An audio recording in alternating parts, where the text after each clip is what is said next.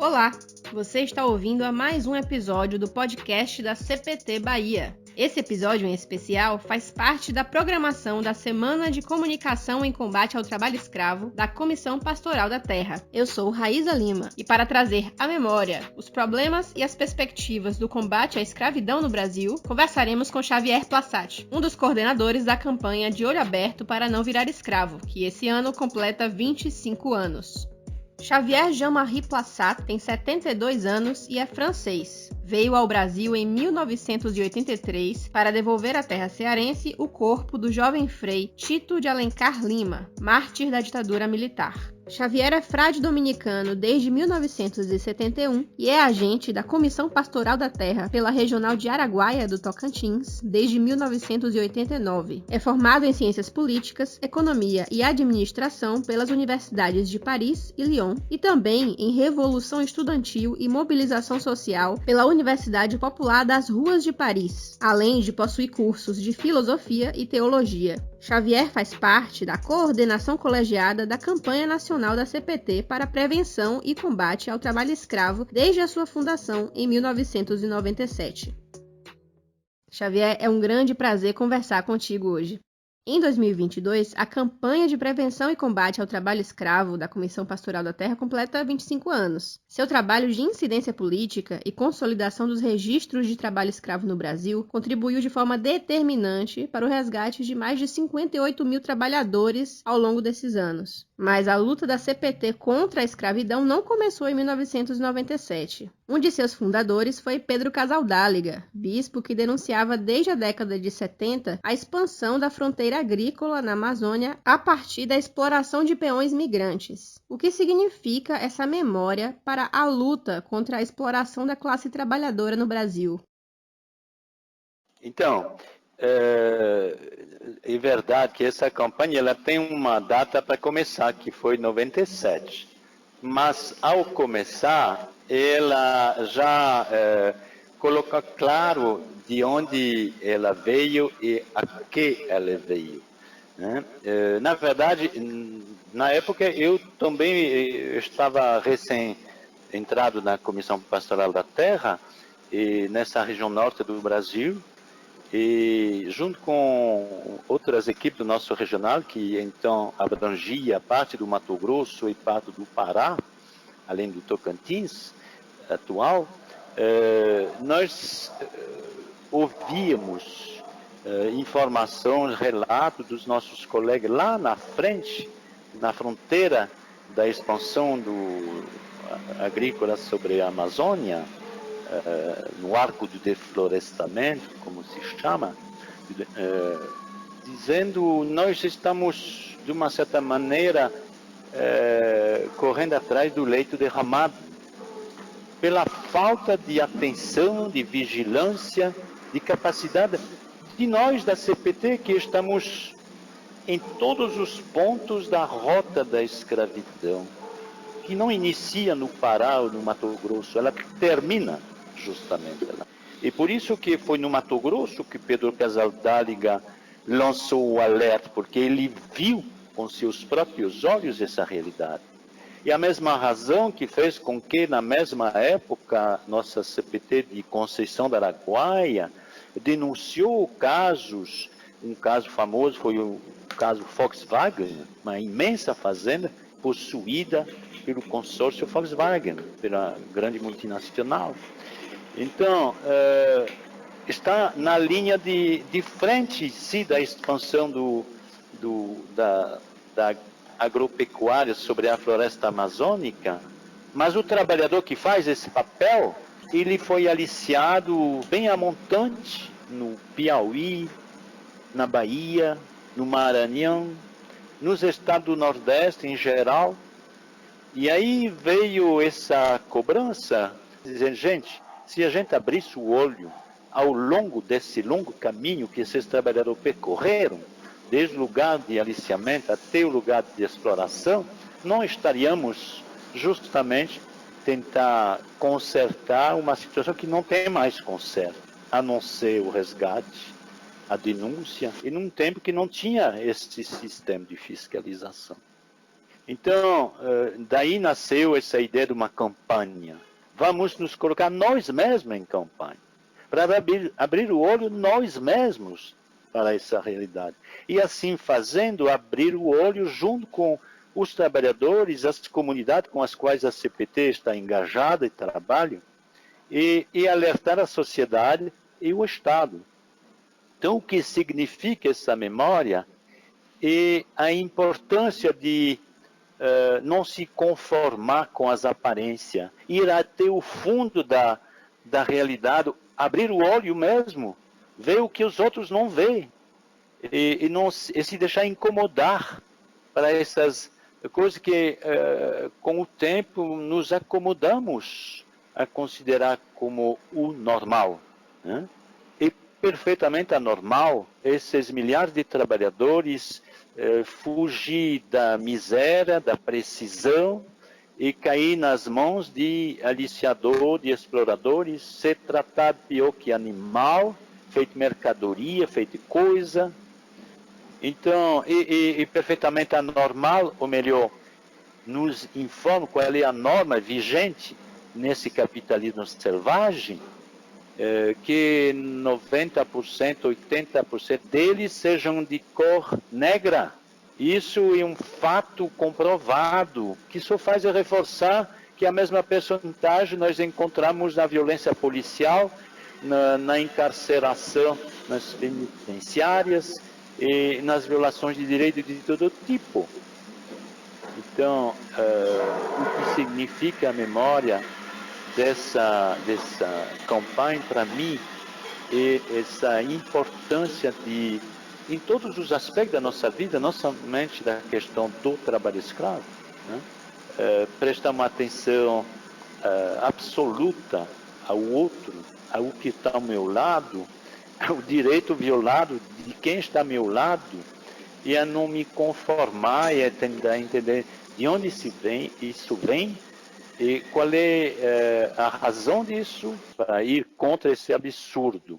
Então, a campanha, essa memória, ela deve nos reavivar nessa consciência, né? Nesse despertar. Tornar visível que a olho nu é invisível. O agronegócio é a atividade econômica que mais escravizou no Brasil. Entre os anos de 1995 e 2021, 77% dos trabalhadores foram resgatados em atividades agropecuárias. Só nas fazendas de gado foram quase 17 mil trabalhadores resgatados desde o início da campanha. Ou seja, enquanto tem TV propagandeando que o agro é pop, o que vemos é que na realidade o agro escraviza. Sem contar que o agro também invade terras de comunidades tradicionais, destrói biomas inascentes, enquanto faz do Brasil um dos maiores exportadores de alimento do mundo, gerando ao mesmo tempo uma realidade nacional de fome e miséria que se agrava a cada dia. De que forma esse contraste brutal entre a expansão do agronegócio e o aprofundamento da miséria da classe trabalhadora se relaciona com o desafio do trabalho escravo no Brasil? Bom, essa informação que tem sido verdade por muito tempo, de que a pecuária é o carro-chefe do trabalho escravo, ela talvez poderia nos levar a uma observação enviesada. É verdade que dos 58 mil e mais trabalhadores encontrados em situação de trabalho escravo desde 95 até hoje, 17 mil praticamente eram da pecuária, ou seja, quase um terço, ou um pouco mais, quase um terço. Mas eu quero lembrar que 12 mil, ou seja, quase o quarto, 20%, um quinto, foram encontrados em canaviais, e não na Amazônia especialmente, em Rio de Janeiro, em São Paulo, na Bahia. E também eu quero lembrar que outros 12 mil, o mesmo tanto, que nos canaviais foram encontrados em lavouras de café, de algodão, de todo tipo tanto lavouras temporárias quanto lavouras permanentes. O mais recente dos casos é lavoura de cebola, de alho, nos estados de Santa Catarina, um trabalhador aliciado na Bahia, no Ceará, na Paraíba, no Sergipe. Então, é o agronegócio, muito mais que a pecuária em si, é o agronegócio total, com todos os seus ramos, todos os seus produtos, todo o seu orgulho de ser o pop, que colocaria na mesa do trabalhador o alimento que não coloca, que ele coloca na mesa lá da exportação, né, do mercado mundial, enquanto aqui o nosso povo está com carência cada vez pior ultimamente em relação à possibilidade de encontrar o alimento adequado. Então, isso aqui é um fato brutal, enorme, considerável, de fato, que o agronegócio nos propagandeia com um discurso absolutamente mentiroso, né, escondendo um crime constante, repetido, que nos demonstra a sua perversidade enquanto modelo, né? Porque além de explorar dessa maneira brutal o trabalhador que produz, que prepara os pastos, esses terrenos conquistados para o agronegócio são terras muitas vezes conquistadas sobre o espaço público, grilado, sobre o espaço de populações tradicionais, autóctonas, né? Quilombolas, oceiros tradicionais, territórios indígenas. São espaços conquistados sobre a floresta ou sobre as nascentes, que são vitais para grandes biomas, como o Cerrado, por exemplo. Então, nós temos a visão, através dessa indicação que é o agronegócio, de um crime que tem muitos aspectos conexos. A gente costuma dizer que o trabalho escravo não anda sozinho. Ele é uma violação que se acompanha de múltiplas violações ambientais, claro, em relação aos direitos humanos, né? Em relação aos direitos territoriais. Enfim, esse contraste, essa manifestação do peso do agronegócio nessa questão é a revelação de um modelo, de um sistema que, por vários aspectos, é nefasto e perverso. Então, não há que se surpreender que vá ao mesmo ritmo o aprofundamento da miséria e a expansão do agronegócio. Porque enquanto esse crime tem porta aberta, caminho livre, e cada vez mais ele vai criando as condições de empobrecimento, de expulsão até das categorias de trabalhadores camponeses, especialmente, oceiras, autóctonas, que nesses territórios estavam ou poderia continuar produzindo o nosso alimento. Então, esse é o desafio grande, por isso a questão do modelo de produção, do modelo econômico, ela está constantemente colocada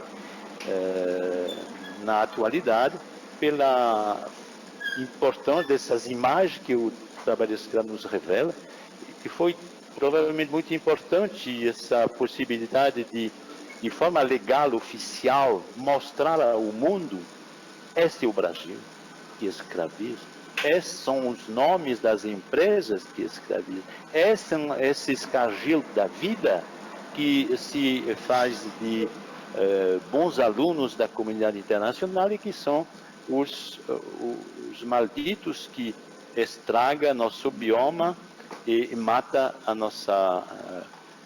nossos trabalhadores. Segundo o levantamento da CPT, cerca de 80% dos trabalhadores identificados em situação de trabalho escravo são de pessoas autodeclaradas negras, como você lembrou agora há pouco. Além disso, 47% são nordestinos, a maioria trabalhando fora do próprio estado. Ou seja, trabalho escravo tem cor e tem origem geográfica também. E infelizmente isso não nos surpreende, pois o racismo estrutural no Brasil nunca escondeu sua cara. Isso quer dizer que enquanto houver racismo, haverá trabalho escravo?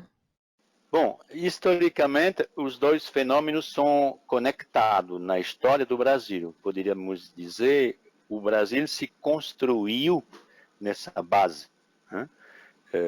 Os 4 milhões e mais de africanos que foram trazidos à força ao Brasil ao longo do tráfico transatlântico, tráfico negreiro, né? Para se tornar escravo, para ser escravizado no Brasil, são a peça motora que construiu o Brasil que existe hoje.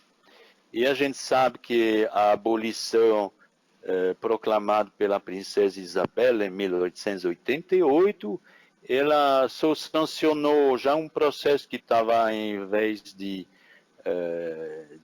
acabar o encarecimento da mercadoria negreira devido a bloqueios sobre o tráfico imposto pelas potências, especialmente da Inglaterra, fez com que não tinha mais vantagem comparativa tão enorme a escravizar.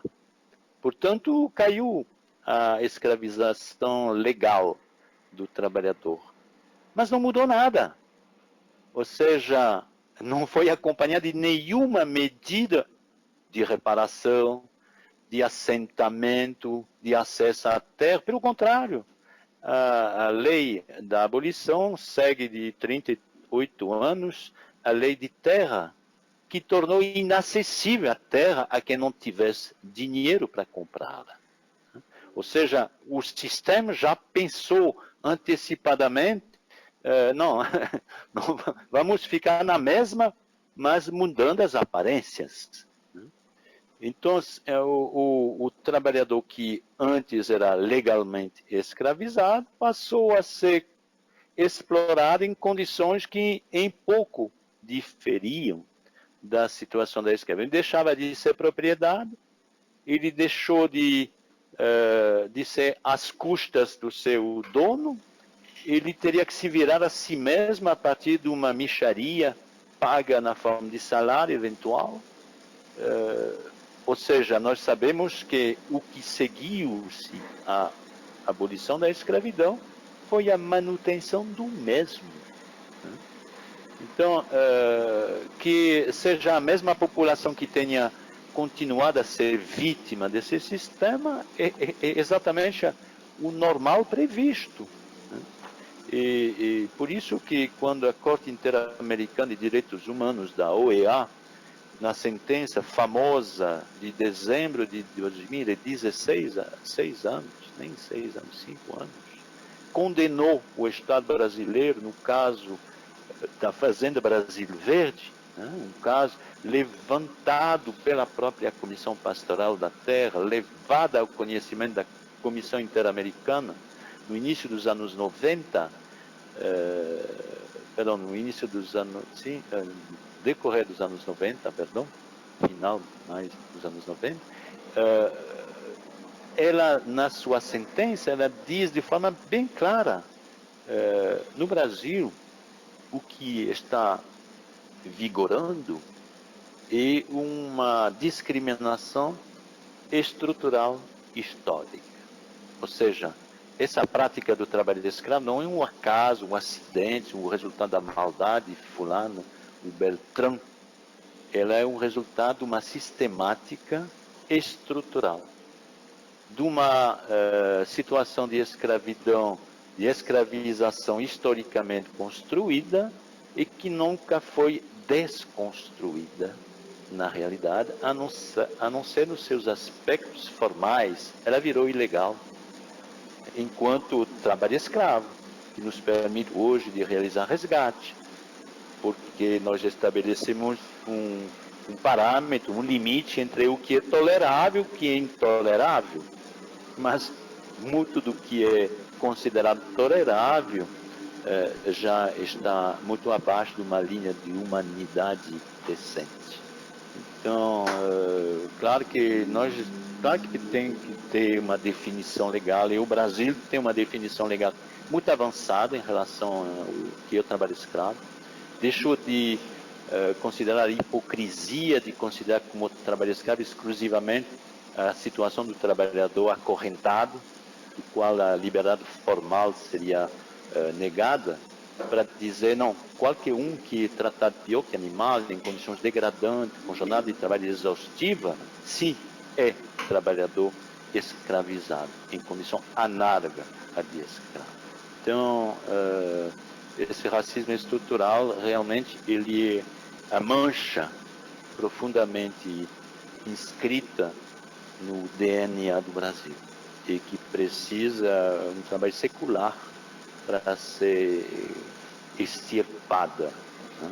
Arrancada, erradicada. Por isso que a gente fala de erradicação do trabalho escravo. A gente usa a palavra, às vezes, sem pensar que erradicar implica ir à raiz do trabalho, à raiz daí.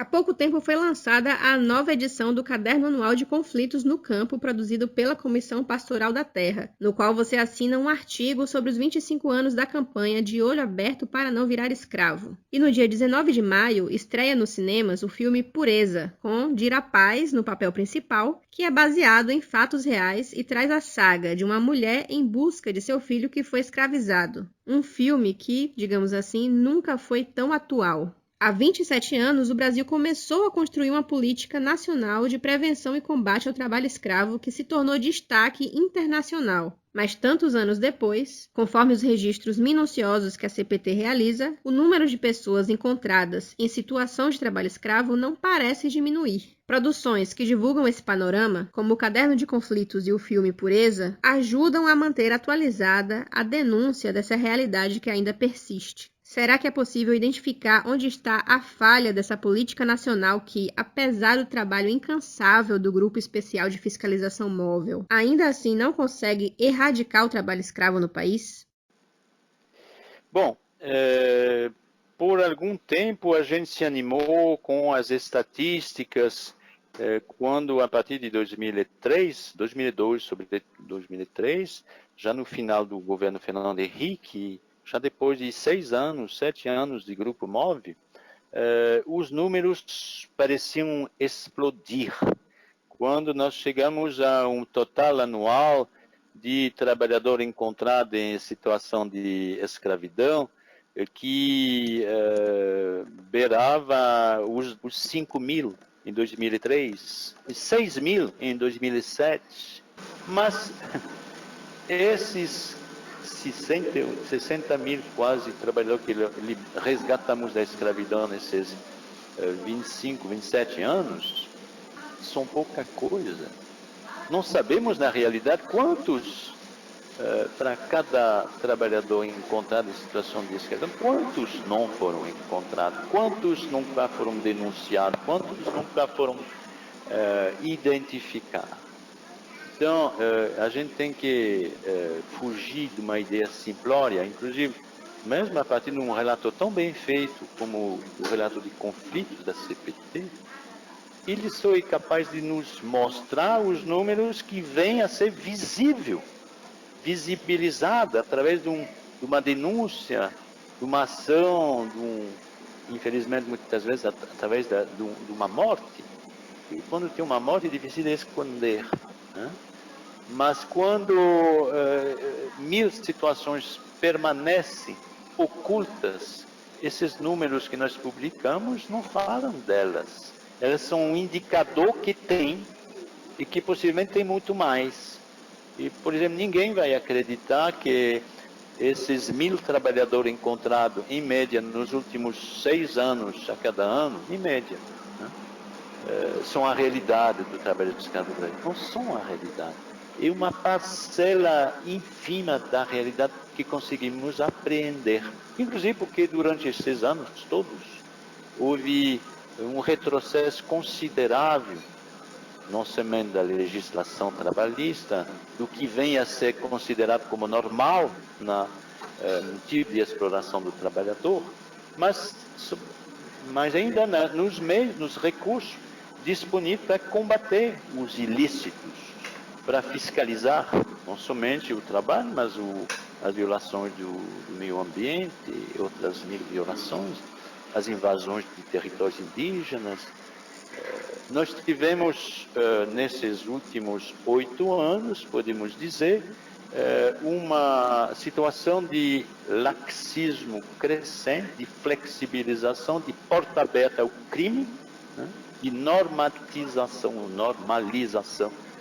do que em outros tempos consideraríamos como profundamente ofensivo. Então, nesse contexto, a propensão a denunciar é muito menor.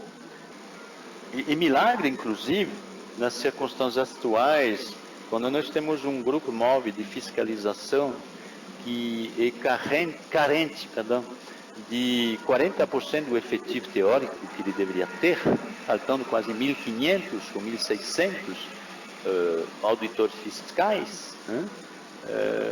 E milagre é tirar leite de pedra, conseguir, como em 2022, de forma inédita há 6 anos, libertar quase 2.000 trabalhadores da situação de escravidão. Então, nós temos também que saudar, vamos dizer, a resiliência dessa categoria e também da rede das entidades que se levantaram contra essa prática do trabalho escravo e que nas comissões estaduais de erradicação do trabalho escravo, na Comissão Nacional, não estão dispostos a deixar barato a permanência desse crime. E, mais uma vez, eu fiz referência à Corte Interamericana.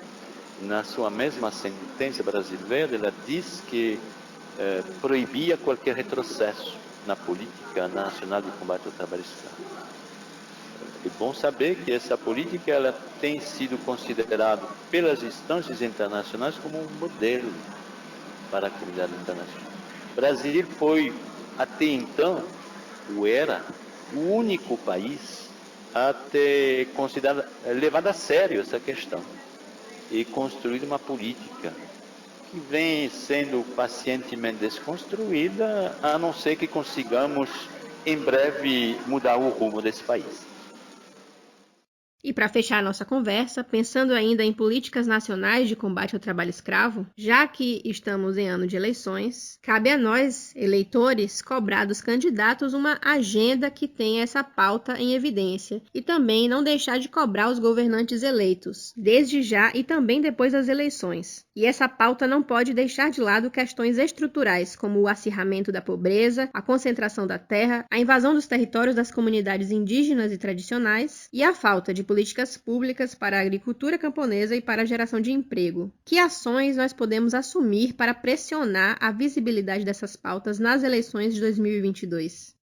Bom, claro que pode-se pensar em muitas ações para não ficar somente imaginando que atuando no campo eleitoral, que é muito importante, claro, né? Se a gente consegue abocanhar uma massiva mensagem nas urnas eleitorais para dizer não queremos mais desse inferno criado pelo governo Bolsonaro e apoiado por, infelizmente, uma proporção considerável da população, né?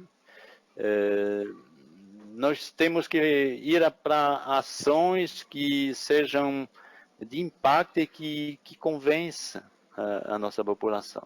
Eu estava lendo esses dias umas análises bastante interessantes de um amigo que, depois de assistir o filme Pureza, se colocou assim a refletir. O filme Pureza, que sai agora no mês de maio em todos os cinemas do Brasil, ele é exatamente a parábola de tudo o que eu acabei de contar. Porque ele mostra como em tempos como os dos anos 90, onde imperava um negacionismo total, o Estado negava essas denúncias do Pedro Casaldarga, negava as denúncias da CPT.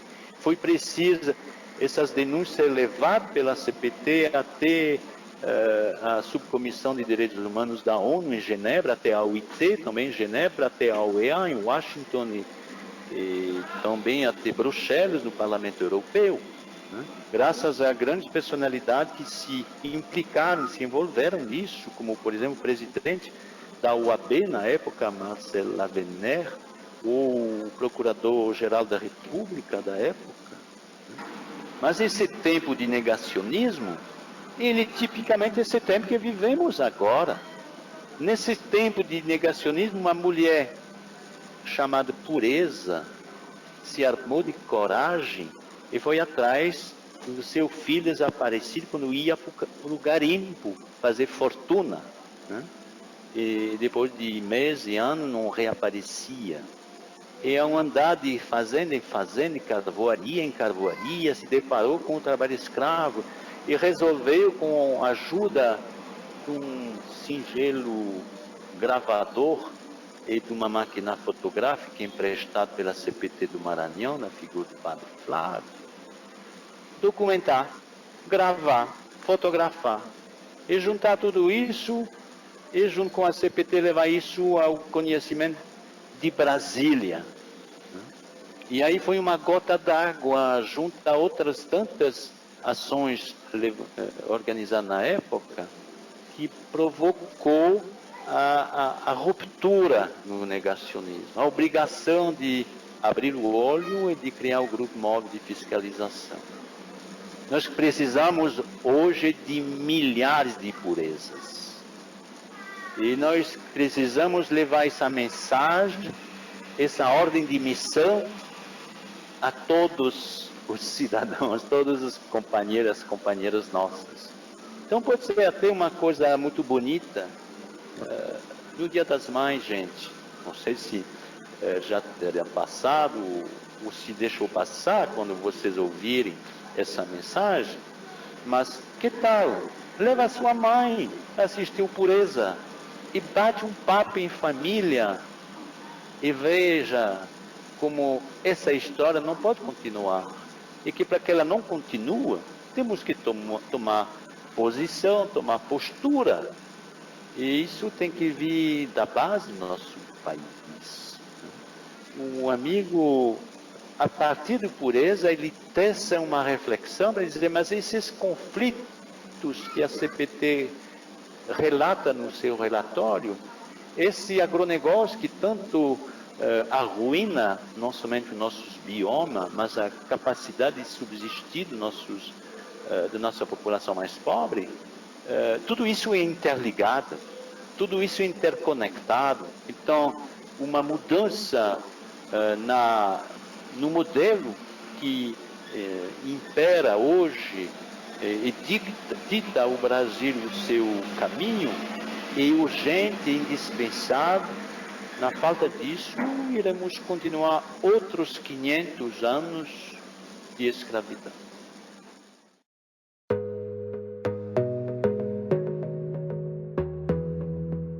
Esse foi mais um episódio do podcast CPT Bahia, dessa vez compondo a programação da Semana de Comunicação em Combate ao Trabalho Escravo da Comissão Pastoral da Terra. Você acompanha debates como esse no Spotify da CPT Bahia e também no nosso canal no YouTube. Siga também as nossas notícias nas redes sociais pelo @CPT Bahia e acesse nosso site oficial pelo link cptba.org.br. Compartilhe esse conteúdo e ajude a levar mais informação sobre o trabalho pastoral na luta contra o trabalho escravo no Brasil. Até a próxima!